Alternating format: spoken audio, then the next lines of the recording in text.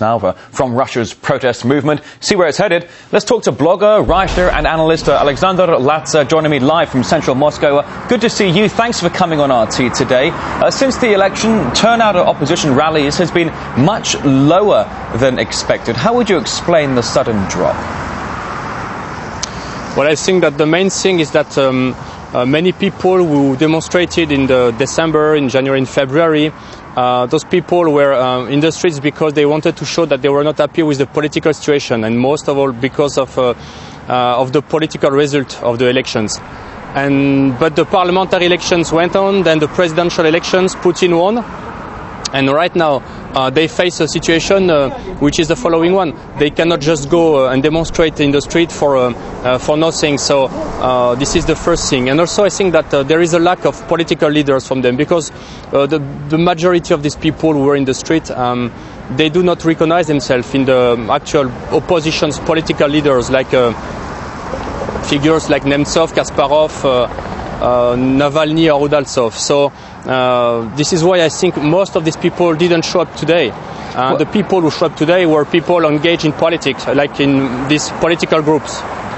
Well, as you say, though, that some of those members in the opposition don't identify with some of the leaders in the opposition movement, but a number of analysts on our program have said that it's the minority radical elements among the opposition that could be driving moderate voters away. Would you agree with that? I think so. We can see that during the big events in December, for example, it went in a very cool way, and between the police and the demonstration. So it changed last Monday, the day after the elections, when I guess some political leaders called the people not to leave the place, and they forced the police to arrest them. So it showed that they were ready to engage in some more violent and maybe radical actions. And the majority of the demonstrators, they just do not want this. So this is why they might not show to the next meetings, I think. But do you think, could it be fair to say, because the protests over the last 3 months have actually pushed the government to agree on a number of possible reforms, so whether radical or not, or whether lacking a strategy or a clear vision, the demonstrators have worked to some degree, have they not? Well, we can say, of course, that the demonstrations pushed in somehow the political power in Russia to do some reforms, like to change the law for creating political parties and so on. And in this case, I think it's very positive. But once again, most of the people who were in the street, I think they voted for Mikhail Prokhorov. So I think they engaged in some legal political action.